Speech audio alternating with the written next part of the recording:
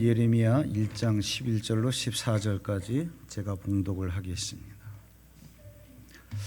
여호와의 말씀이 또 내게 임하니라. 이르시되 예레미야야 내가 무엇을 보느냐 하시매 내가 대답하되 내가 살구나무 가지를 보나이다. 여호와께서 내게 이르시되 내가 잘 보았도다. 이는 내가 내 말을 지켜 그대로 이루려 함이라 하시니라. 여호와의 말씀이 다시 내게 임하니라. 이르시되 내가 무엇을 보느냐 대답하되 끓는 가마를 보나이다. 그 윗면이 북에서부터 기울어졌나이다 하니 여호와께서 내게 이르시되 재앙이 북방에서 일어나 이 땅의 모든 주민들에게 부어지리라. 아멘. 우리 이 시간 앞뒤자 분과 인사하시면서 자리에 앉겠습니다. 잘 되게 되어 있습니다. 당신은 잘 됩니다.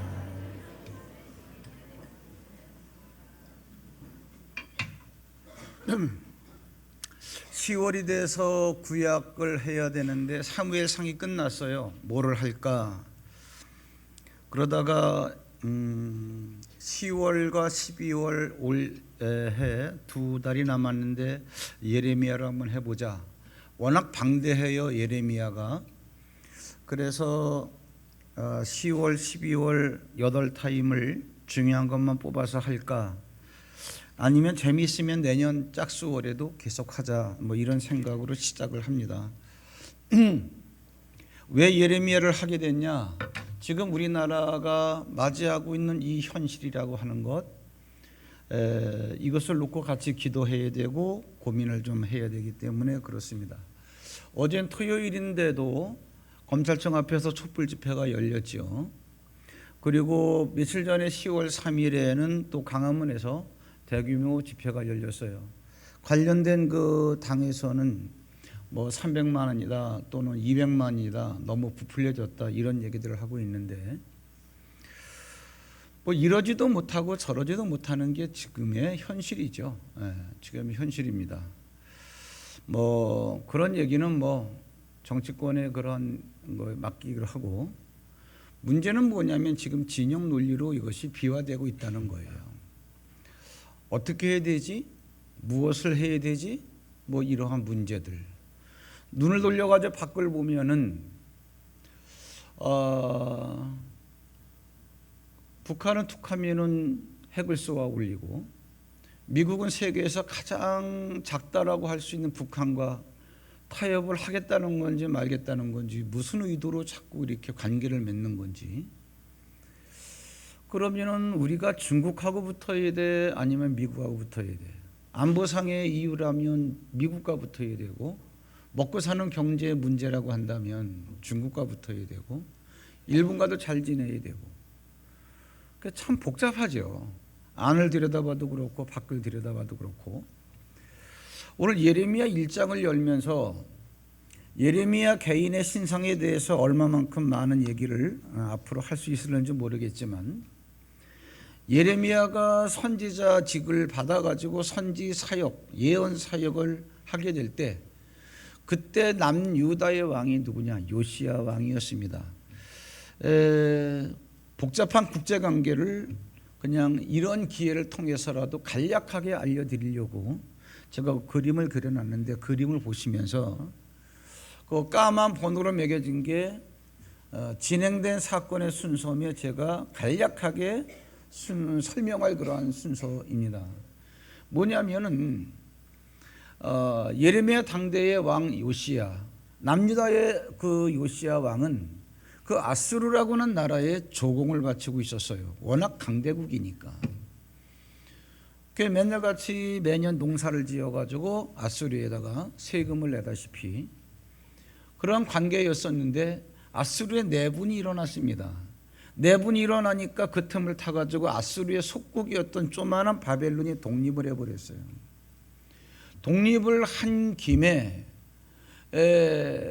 이 상황을 딱 파악해 보니까는 남유다의 요시야 왕도 야 우리도 독립하자, 그래가지고 독립을 했어요.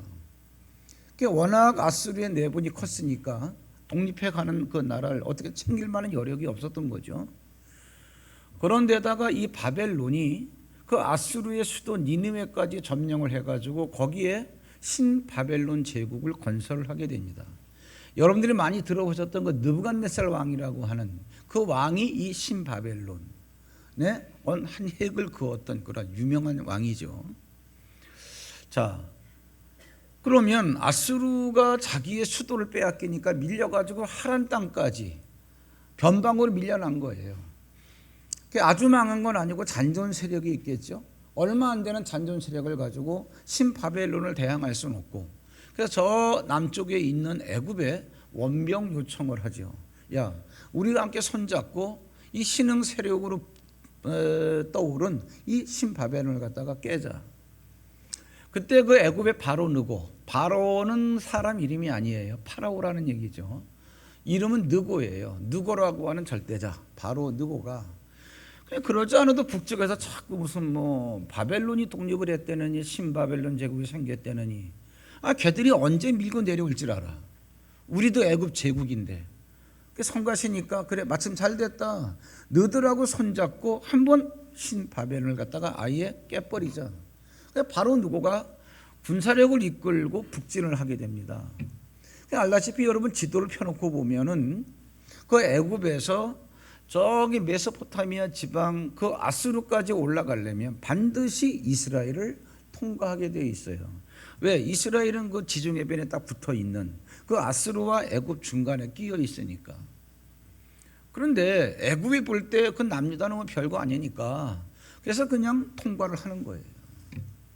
통과를 하는데 이때 남유다는 독립된 상태에 있었잖아요. 그때 왕이 누구냐? 요시야 왕. 이게 어떻게 일궈낸 독립인데 그 아수르에 계속적으로 조공을 들이다가 이제 독립을 했는데, 만약에 바로 느고가 북진을 해서 아수르와 손잡고 바벨론을 갖다가 깨뜨린다면 아수르가 다시 부활하는 거 아니에요. 그 아수르가 부활하면은 다시 우리는 속국이 될 텐데 또 조공을 들여야 될 텐데, 이 생각이 드니까 요시야가 딱 무깃도라고 하는 지역에서 북진을 하는 그 바로 느고의 길목을 딱 막습니다. 전쟁을 벌이는 거예요. 왜? 아수르가 부활하면 안 되니까. 여기서 전쟁을 하는 가운데 요시야 왕이 전사를 하게 돼요. 근데 전쟁을 하다 보면 왕이 죽을 수도 있거든요. 그런데 안타까운 게 뭐냐 하면은 남유다 역사 가운데서 다윗만큼, 히스기야 왕만큼 그들 못지않게 탁월한 왕이 누구냐? 요시야 왕입니다.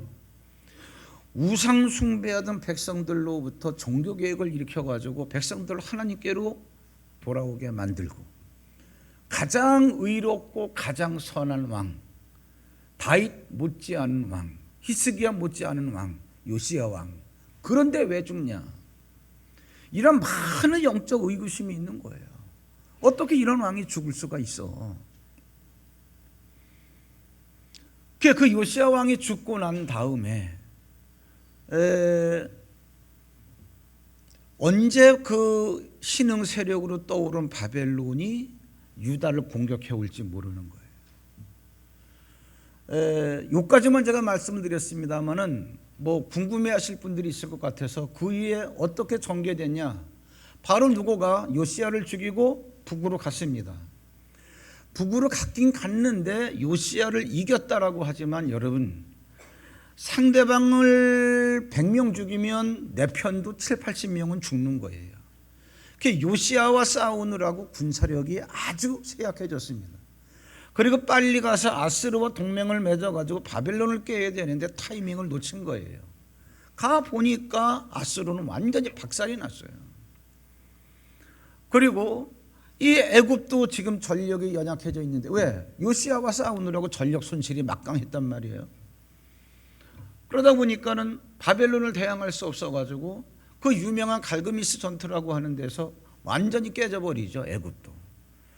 그야말로 이제 이 바벨론이 근동 지역에 완전히 패권자로다가 부상을 하게 돼요. 내친 김에 유다까지 가자. 그래 느부갓네살이 쳐들어와 가지고 1차, 2차, 3차에 걸쳐서 바벨론의 포로를 끌어가는. 이제 그러면서 이제 남유다의 역사도 끝나게 되는 거죠. 자, 이 전체적인 맥락은 그렇고, 이러한 가운데서 요시야가 죽었을 때 하나님께서 예레미야에게 내가 너를 모태에 지었을 때 너를 알았다. 내가 너를 내 엄마 뱃속에서 지을 때부터 내가 너를 알았다. 여러분, 하나님이 정말 내 인생을 지으셨다라고 한다면 아무리 국내적으로 어수선하고 국외적으로 어떻게 해야 될지 모르는 상황이라 할지라도 나를 지으신 분이 누구냐? 다른 분이 아니라 전능하신 분이라고 한다면 아무리 내적으로 어수선하고 어떻게 해야 될지 모른다 할지라도 우리의 인생은 보장될 수 있는 거예요.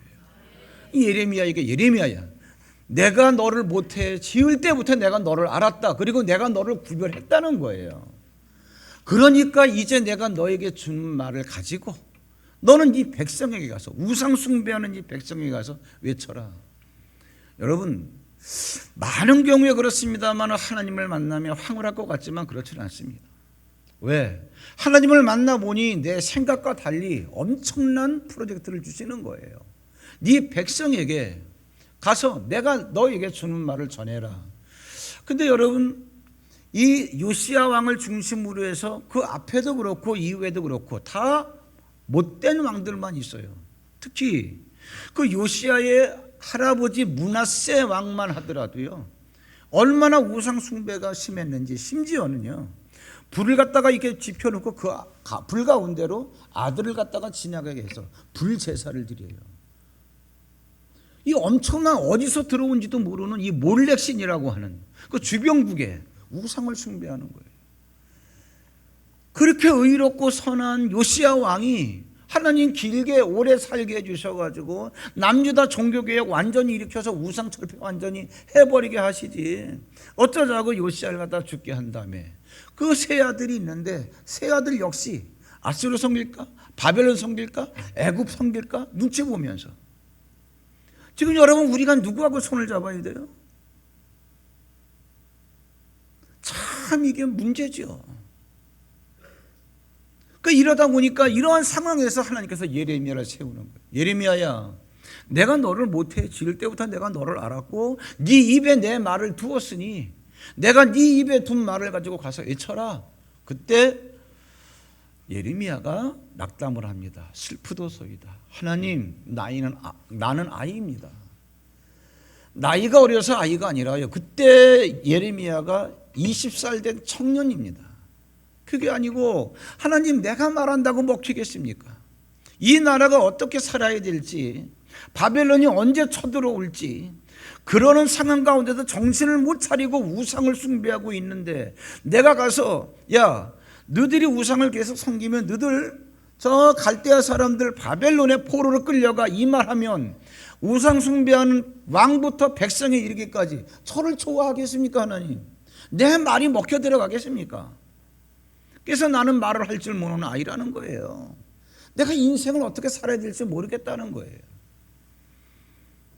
사실 그래서 예레미야는 여러분 눈물의 선지자라는 별명이 있습니다. 백성을 위해서 울어가면서 50년 예언 사역을 했는데, 그럴 때 하나님께서 예레미야에게 하시는 말씀이 있어요. 계시를 보여주시면서 네가 무엇을 보느냐. 계시에 대해 잠깐 말씀드리자면 여러분, 계시는 속성이 어떤 거냐 하면은 보여주시는 분이 보여주실 때 보이는 것을 보는 게 계시예요. 근데 많은 사람들이 계시의 속성을 모르니까 내가 볼라 그래.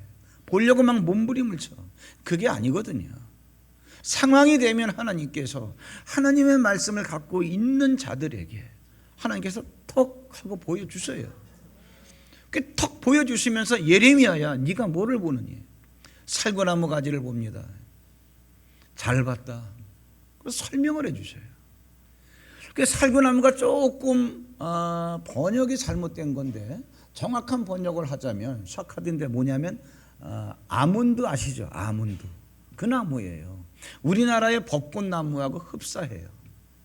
우리나라 살구꽃 같지는 않습니다. 저 위에 등잔대 받침이 이제 저게 살구꽃 모양으로, 뭐 저 모양은 아닌데 이제 비슷하게 갖다 놨는데, 이스라엘의 등잔대를 그 살구꽃 나무 이파리 모양으로 이렇게 만든 거예요. 그게 뭐냐 하면은 이스라엘에도 겨울이 있을까? 있습니다. 무슨 얘기냐면 이스라엘은 6개월은 비가 오는 우기고 6개월은 비가 오지 않는 건기예요. 양력 4월부터 10월까지는 비가 오지 않는 건기입니다. 엄청 뜨거워요. 이럴 때 성지순례 가면 고생 많이 합니다. 그리고 이제 10월부터 다음해 4월까지는 비가 많이 오는 우기예요. 근데 영상의 날씨인데 겨울이에요. 무슨 얘기냐? 예루살렘이라고 하는 지역이 중간에 해발 600에서 800m 되는 그런 산악지대에 위치하고 있기 때문에 일교차가 굉장히 커요. 그러니까 체감 온도가 크기 때문에 한겨울 같습니다. 그 사람들이 느낄 때에는. 그러면 사람이 그렇게 느낄 때에는 거기에서 자라는 식물들도 마찬가지겠죠. 그래서 2월, 3월쯤 되면은 거기에 있는 그 모든 나무들은 죽은 나무처럼 돼 있어요. 한겨울이기 때문에 살았는지 죽었는지 몰라요. 근데 살구나무는 그 언동설원이라고 하면 안 되겠다. 눈이 안 오니까. 한겨울에도요. 이 생명력이 있는 그 새싹을 틔워가지고 이제 4월이 되면은 봄이 온다. 따뜻한 날씨가 된다. 이거를 알리는 사인이에요. 모든 나무가 죽어 있는 가운데에서 생명순을 가지고. 그게 살구나무예요. 제일 먼저 봄이 오는 걸 알리는 나무가 뭐냐? 살구나무. 이게 무슨 얘기냐? 예레미야야, 네가 지금 무엇을 보느냐? 살구나무 가지를 봅니다. 그래. 내가 너에게 그걸 보여준 거는 내가 너희에게 한다라고 한 약속을 반드시 이룰 것을 내가 알려주기 위해서 그런 거다. 무슨 얘기냐? 너 뭘 보는 거지? 끓는 가마를 봅니다. 그런데 그 가마솥 있잖아요. 밑에 주방에 내려가면 큰 가마솥. 거기에 물이 있는데 막 물이 끓는 거예요. 근데 그게 북쪽에서부터 이렇게 기울어진 거예요. 그래서 쏟아지겠죠? 뜨거운 물이 확 쏟아지면 어떻게 되겠어요? 거기 뭐 다 익어버리겠죠. 그게 무슨 얘기냐? 남유다의 죄악, 우상 섬기는 것 때문에 북쪽에 있는 바벨론이 쳐들어와서 너희들을 그렇게 진멸할 거다, 그러한 얘기예요.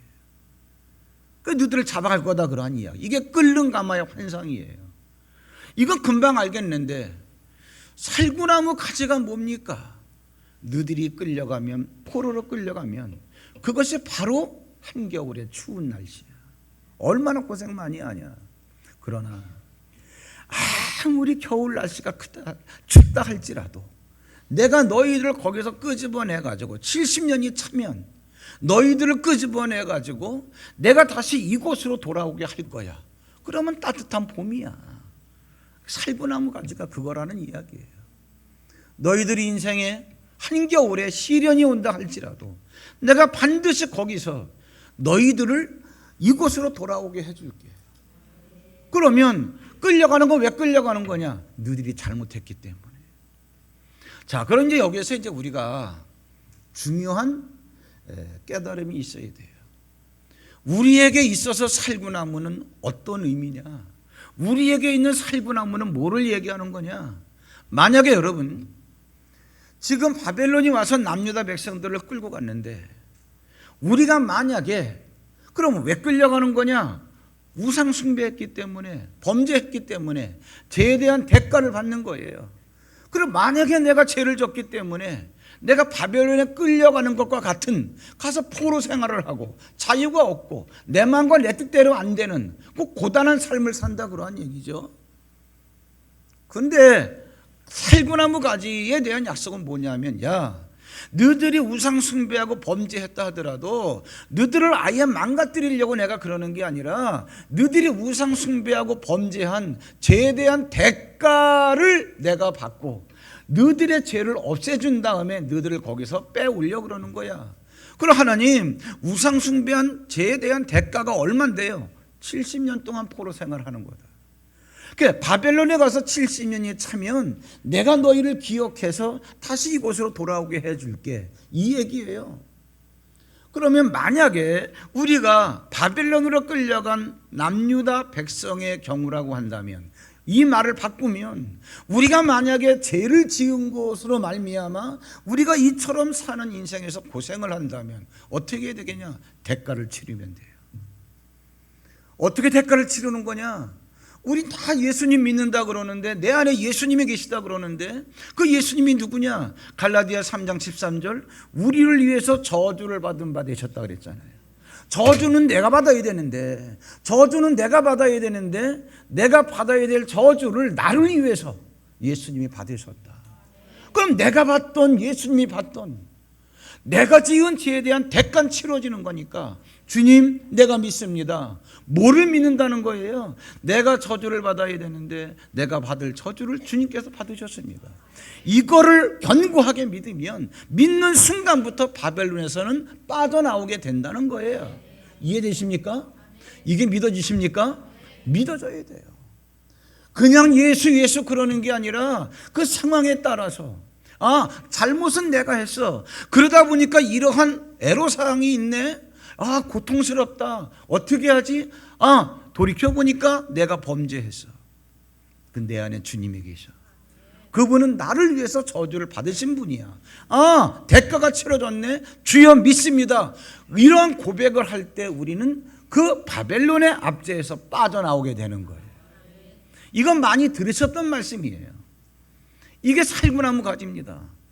그러면 만약에 우리가 믿는 자들이 바벨론에 끌려간 그 남유다 백성이라고 한다면, 그러한 우리에게 살구나무 가지는 뭐냐? 예수님이 나의 죄를 대속하셨다라고 하는 대속자 예수를 믿는 믿음.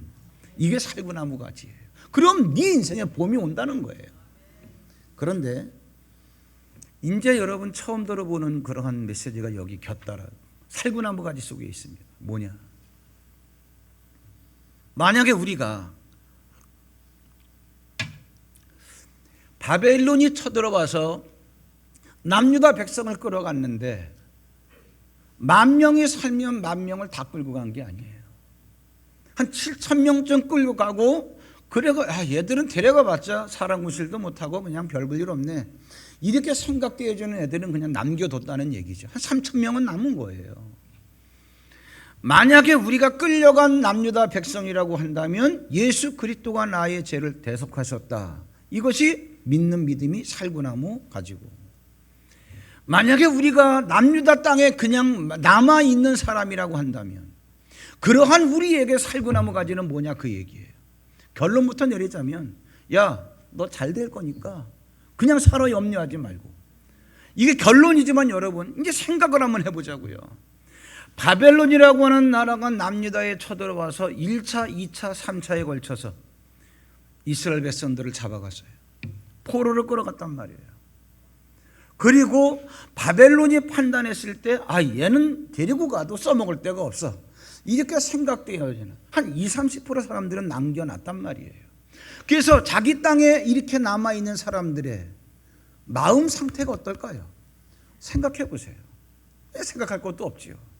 뭐냐? 3차에 걸쳐 끌어가는데 마지막 3차에, 이거는 우리가 결과론적으로 알고 보니까 3차지. 3번 쳐들어온 애들이 4번은 안 쳐들어오겠냐? 4번으로 끝나겠냐? 5번은 안 쳐들어오겠냐? 근데 3번째 왔을 때 이들이 확인한 게 뭐냐 하면은 남유다의 마지막 왕이 시드기야인데, 그 왕이 보는 앞에서 왕의 두 아들을 목을 베어 죽여버립니다. 그 왕의 두 눈을 뽑아버려요. 전쟁을 해도 여러분, 왕은 그렇게 취급 안 해요. 왕 대우를 해줍니다. 두 눈을 뽑아버리고 포승줄로 묶어가지고 완전히 그냥 노예처럼 끌고 가요. 바벨론까지 이걸 백성들이 본 거예요. 쑥대밭이 됐습니다. 성전이 다 허물어지고 불타버렸어요. 예배드릴 장소가 없는 거예요.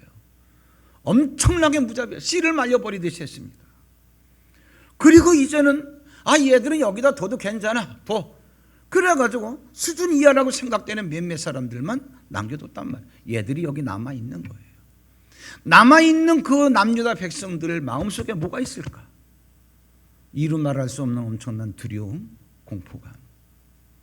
또 쳐들어오면 어떻게 하지? 그럼 나는 죽는데. 이게 무슨 얘기냐? 우리가 인생을 살아가면서 하나님의 사람임에도 불구하고 내 사업이 잘 될까? 내 인생이 잘 될까? 저는 많은 얘기를 들었습니다. 사업하시는 분들에게. 사업이 여러분 크다고 해서 잘 돌아가는 게 아니에요.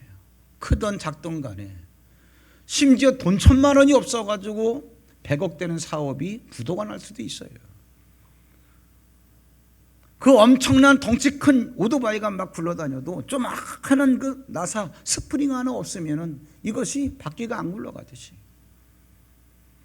항상 그런 두려움 속에 사로잡혀 있는 거예요. 몸이 약한 사람은 내가 항상 골골하는데 내가 이러다가 이 병 때문에 내가 죽는 거 아니야? 어떻게 해야 되겠어? 그 당연한 거죠. 이 유다 땅에 남아있는 사람들은. 그 유다 땅에 남아있는 사람들이 예레미야에게 왔습니다. 예레미야는 바벨론의 포로로 안 끌려간 사람이에요. 끝까지 정말 네가 뭐를 보니 자기가 본 살구나무 가지에 대한 믿음을 견고하게 붙잡으니까 예레미야는 끝까지 남유다에서 살다가 죽은 사람이에요. 거기에 사는 사람들이 다 예레미야에게 몰려왔습니다. 우리가 어떻게 해야 되겠습니까? 질문을 하는 거예요. 그래서 당신 하나님께 한번 기도 좀 해보세요. 기도해서 응답받으면 그 응답 내용이 우리 마음에 들던 안 들던 하라는 대로 하겠습니다. 그랬더니 예레미야가 알았어. 그래서 10일 동안 기도를 하죠. 하나님께서 예레미야에게 응답을 주셔요. 그 응답을 받아가지고 백성들에게 돌아왔습니다. 하라는 대로 한다 그랬지.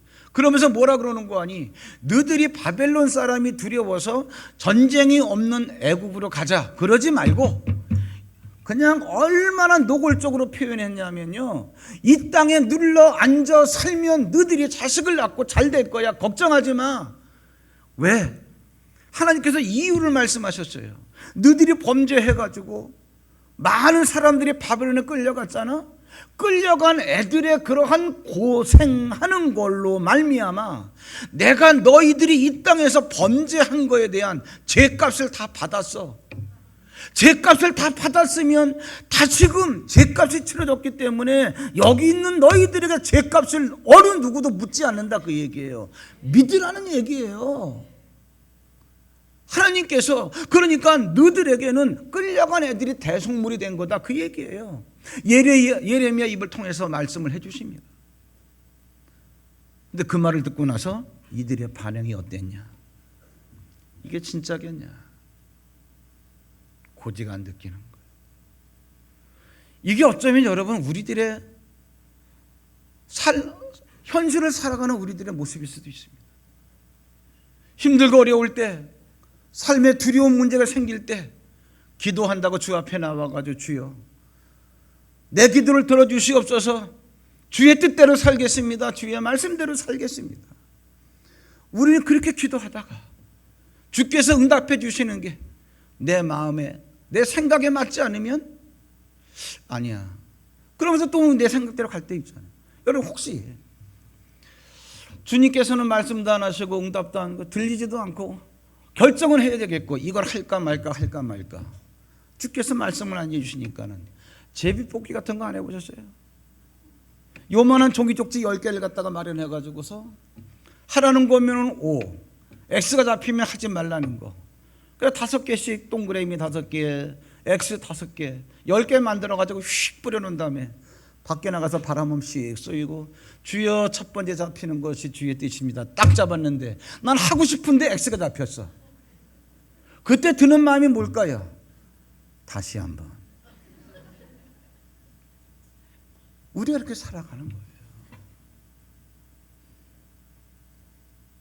남유다 사람들이 예레미야에게 와가지고 당신의 하나님 여호와께 기도해서 우리에게 응답해 주세요. 그것이 우리에게 좋던지 싫던지 하라는 대로 하겠습니다. 그러면서 하나님을 증인으로 세웠어요. 하나님이 들으셨습니다. 해로워도 하겠습니다. 근데 예레미야가 와가지고 하나님께서 말씀하시는데 두려워하지 말고 이 땅에서 눌러 앉아 살래. 그 말을 들은 다음에 남유다의 사람들의 반응이 어땠냐? 거짓말이에요. 예레미야가 주변 사람들의 꾀임에 빠져가지고 우리를 바벨론의 노략거리를 만들려고 그러는 거야. 우리는 전쟁을 모르는 애굽으로 가자. 그래서 다 애굽으로 내려갑니다. 그때 예레미야가 이런 얘기를 해요. 너희들이 하나님의 말씀에 순종하지 아니하고 애굽으로 내려가면 칼이 너희를 따라가서 죽인다. 기근이 너희를 따라가서 굶어 죽게 만들고 전염병이 너희를 따라간다는 거예요. 제가 그 말씀을 가만히 묵상을 하면서 내가 어디론가 하나님을 떠나서 도망을 갈 때 재수가 없어가지고 칼을 만나서 죽을 수는 있지만 재수 좋으면 칼 안 만나면 사는 거 아니에요. 그런데 칼이 나를 따라온다면 그건 피할 수가 없는 거예요. 내가 하나님을 떠나서 내 가고 싶은 길로 가는데 재수가 없어가지고 전염병을 만나면 내가 병들어 죽을 수도 있지만 재수 좋으면 전염병 안 만나면 돼. 그런데 전염병이 만약에 나를 따라온다면 피할 길이 없어요. 역사적으로 어떻게 됐냐? 애굽으로 내려갔어요. 그래서 안전을 보장받은 것 같은데 결국은 바벨론이 애굽까지 쳐들어갔습니다. 싹쓸이해 갔어요. 자, 우리 한번 시간이 되니까 리얼하게 우리 한번 여건이 되면 우리 예레미야 42장 잠깐 봐보실래요? 직접 보는 게 낫겠어요. 군데군데 확인을 좀 하겠습니다.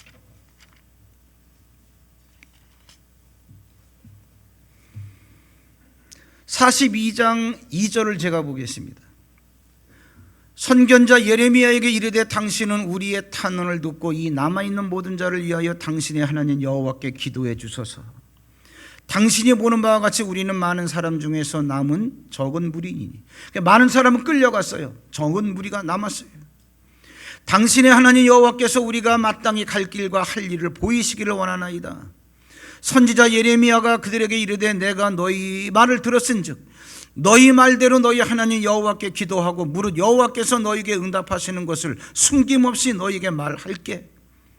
5절 그들이 예레미야에게 이르되 우리가 당신의 하나님 여호와께서 당신을 우리에게 보내사 우리에게 이르시는 모든 말씀대로 행하리이다. 여호와께서는 우리 가운데서 진실하고 성실한 증인이 되지. 하나님을 증인을 세운 거예요. 그러면서 6절에 우리가 당신을 우리 하나님 여호와께 보내면 그의 목소리가 우리에게 좋든지 좋지 않든지를 막론하고 순종하려 함이라. 마음에 안 들어도 순종한다는 거예요. 왜? 우리가 우리 하나님 여호와의 목소리를 순종하면 우리에게 복이 있으리다. 알 건 다 알아요. 그럼 말도 했어요. 하나님이 증인입니다. 예레미야가 기도하고 왔습니다. 열흘 만에. 어딜 보시는 거 아니? 11절에 보세요. 여호와의 말씀이니라 너희는 너희가 두려워하는 바벨론의 왕을 겁내지 말라. 내가 너희와 함께 있어 너희를 구원하며 그의 손에서 너희를 건지리니 두려워하지 말라.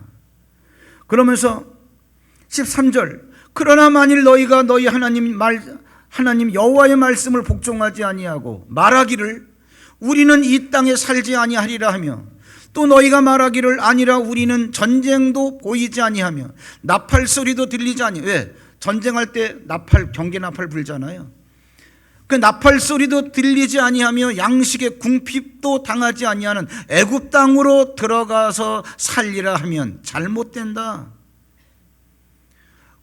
그러면서 너희 유다의 남은 자여 이제 여호와의 말씀을 들으라. 만군의 여호와 이스라엘 하나님께서 이와 같이 말씀하시되 너희가 만일 애굽에 들어가서 거기에 살기로 고집하면 너희가 두려워하는 칼이 애굽 땅으로 따라가서 너희에게 미칠 것이요 너희가 두려워하는 기근이 애굽 땅으로 급히 따라가서 너희에게 임하리니 너희가 거기에서 죽을 것이라. 무릇 애굽으로 들어가서 거기에 머물러 살기로 고집하는 모든 사람은 이와 같이 되리니 곧 칼과 기근과 전염병에 죽을 것인즉 내가 그들에게 내리는 재난을 벗어나서 남을 자가 없으리라. 그래서 뭐라 그럽니까? 이렇게 말씀하죠. 쭉 뛰어넘어가지고 그런데 이제 그러면서 이제 이 땅에 머물러 앉아서 살아라 그러니. 그런데 얘들이 어떻게 행동을 했냐? 거기 43장 6절을 봐보세요. 43장 6절에 보시면 곧 남자와 여자와 유아와 왕의 딸들과 사령관 느부사라다니 사반의 손자 아이감의 아들 그다랴에게 맡겨둔 모든 사람과 선지자 예레미야와 네리야의 아들 바룩을 거느리고 애굽 땅에 들어가서 다바네스에 이르렀으니 그들이 여호와의 목소리를 순종하지 아니함이로라. 그러다가 결국에 죽은 거예요. 자, 결론을 내리겠습니다. 하나님께서 예레미야에게 보여준 살구나무 가지가 뭐냐? 만약에 우리가 유다 땅에 남아있는, 다시 말하자면 그냥 끌려간 애들은 끌려가고 안 끌려갔으니까 잘못은 없는 거야. 근데 괜히 불안해. 만약에 잘못해서 그 대가를 치르기 위해서 바벨론에 끌려갔으면 내 대신 대가를 치러준 예수 그리스도가 살구나무 가지예요. 그런데 이 땅에 있는데 개들이 쳐들어올까 봐 걱정인 거예요. 너무 염려가 많아. 두려워. 이유 없이. 이러한 자들에게 살구나무 가지는 뭐냐 하면은 그냥 살아. 아무 일 없어. 걱정하지 마. 겁나요. 괜찮아. 그러한 하나님의 말씀을 믿고 거기에 살아가는 게 뭐예요? 살구나무 가지예요. 그러면 이 인생에 봄날이 온다 그 얘기예요. 그런데 전쟁이 없을 것 같은 애굽 땅에 가서 저거 하면 잘 되겠지 하고 가면 그것 때문에 죽는다는 얘기예요. 우리가 이런 찬양을 잘합니다. 여호와 나의 목자 내게 부족 없네. 우리 그냥 가사가 좋아서 할지 몰라요, 여러분. 잘 보세요. 그것은 다윗이 쓴 시편 23편입니다. 여호와는 나의 목자시니 내게 부족함이 없으리로다. 그가 나를 푸른 초장으로 누이시고 쉴만한 물가로 인도하시는도다. 잘 보세요. 하나님은 이스라엘 백성들을 애굽 땅에서 그냥 살게 내버려 두시지, 먹을 걱정이 없는, 농사가 잘 되는 그 땅에서 끄집어내가지고 광야 40년을 통과하게 합니다. 우리가 알다시피 여러분, 광야는요 정착 생활이 아니에요. 불기둥 구름기둥이 움직이면 그냥 아무 때나 떠나야 돼요. 그렇기 때문에 그들의 생계수단은 뭐냐? 목축업이에요. 목축업. 짐승 키우는 거예요.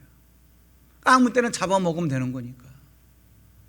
그런데 그들이 그 광야 생활을 마치고 가나안 땅에 들어갔을 때 들어가 보니까 얘들은 뭐예요? 정착한 애들이에요.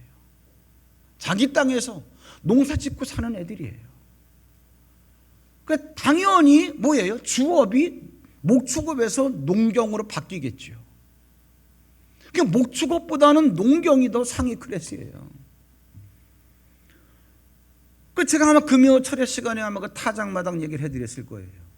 농사 지은 거 가지고 타작마당에 타작을 하면서, 그러면 이렇게 많은 풍년이 무엇 때문에 풍년이 든 거야? 비가 잘 내려져 가지고.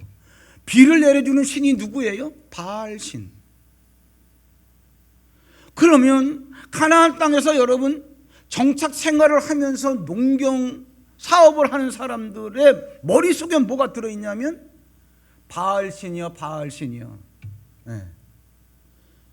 바알님 나의 목자 내게 부족 없네. 100이면 100 다 이 노래 부릅니다. 왜? 농경 사회니까. 근데 이러한 환경 속에 다윗이 들어간 거예요. 여호와 나의 목자? 목자는 뭐냐? 양을 치는 자의 그 목자예요. 그게. 목축업이 얼마나 비천한데. 그러면 주변 사람들은 다 바알 나의 목자 내게 부족 없네. 한량없는 비를 내려주셔서 내 인생의 풍요를 가져다 줘. 인생을 알고 살아야지, 세상을 알고 살아야지. 100이면 100 다 이런 얘기하고 있는데, 그러한 가운데 한 사람이 끼어가지고 여호와 나의 목자 내게 부족 없. 우리가 여러분 이게 감상적으로 부를 게 아니란 말이에요. 너희들은 다 바알이 너희들의 인생의 주인이라 그러고 너희들의 구원자라 그러는데, 아니야, 여호와가 나의 목자야. 이게 여러분 얼마나 영적 고독을 깨뜨리고 믿음과 용기를 갖고 부르는 노래인지 아세요? 남들은 다 이렇게 해야 된대. 그런데 하나님께서 하신 말씀은 그게 아니에요. 여호와인 내가 너희들의 목자야. 목자는 여러분 목축업 하는데 그게 직업인 사람이에요. 거기서 여호와 이름을 부를 수가 있냐 그러한 얘기. 우리는 다 거부를 꿈꿉니다. 창세기 26장에 이삭이 있어요. 26장 1절에 보면은 아브라함 때 들었던 흉년이 이삭 때에 또 들었어. 그 얼마나 지겨우면 아브라함 때 들었던 흉년을 예를 들어가지고 비교해 주긴. 왜 우리 지금 태풍 만나면은 60년 만에 처음 오는 겁니다. 그럼 60년 전 태풍 그 엄청난 거와 비교하는 거 아니에요. 그런 감명이 들었으면 정상적 머리라면 다 뭐예요? 애굽 땅으로 가요. 거기 나일강이 있으니까 비가 안 와도 살 수 있는 땅이에요. 걱정 안 하고. 이삭도 마찬가지예요. 아브라함 때 들었던 흉년이 또 들을매 이삭이 부엘세바를 떠난 거예요. 어디로 가는지는 몰라요. 근데 속마음을 들킨 거예요. 하나님께서 그랄 땅에 왔을 때 역시 가나안 땅입니다. 아직 벗어나지 못했어요. 가나안 땅을. 이삭아, 너 애굽으로 내려가지 말고 여기에 머물러 살면 내가 복을 줄게. 말이 되는 얘기예요? 남들은 다 애굽으로 가는데 세상 어떻게 살아야 된다라고 하는 이치가 뻔한 건데 이삭아, 너 애굽으로 내려가지 말고 여기에 머물러 살면 내가 복을 줄게. 그 말씀에 인생을 겁니다. 그리고 1년이 지났을 때 어떤 말이 하나, 그 해는 뭐예요? 정말 찢어지게 가뭄이 들었던 해예요. 굶어 죽을 수밖에 없는 해예요.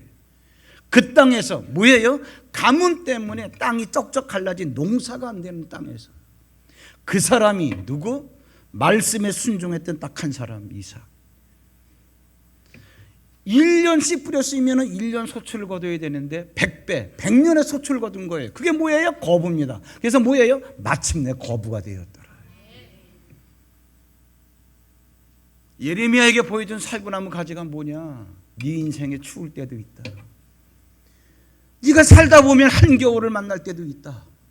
그러나 봄은 온다. 우리 인생의 살구나무 가지가 뭡니까? 하나님, 나 왜 이유 없이 불안합니까? 하나님, 나 왜 이유 없이 이게 두렵습니까? 내가 하는 일이 잘 될까 정말? 내 자식이 잘 될까? 하나님의 말씀이 잘 돼, 걱정하지 마. 안 되면요, 아이고 그냥 잘 된다니까 이 땅에 눌러 앉아 살아. 저기 애굽에 가면 전쟁도 없는데 하나님, 칼이 너를 따라가. 기근이 너를 따라갈 거야. 우리 이 시간 이제 내가 살아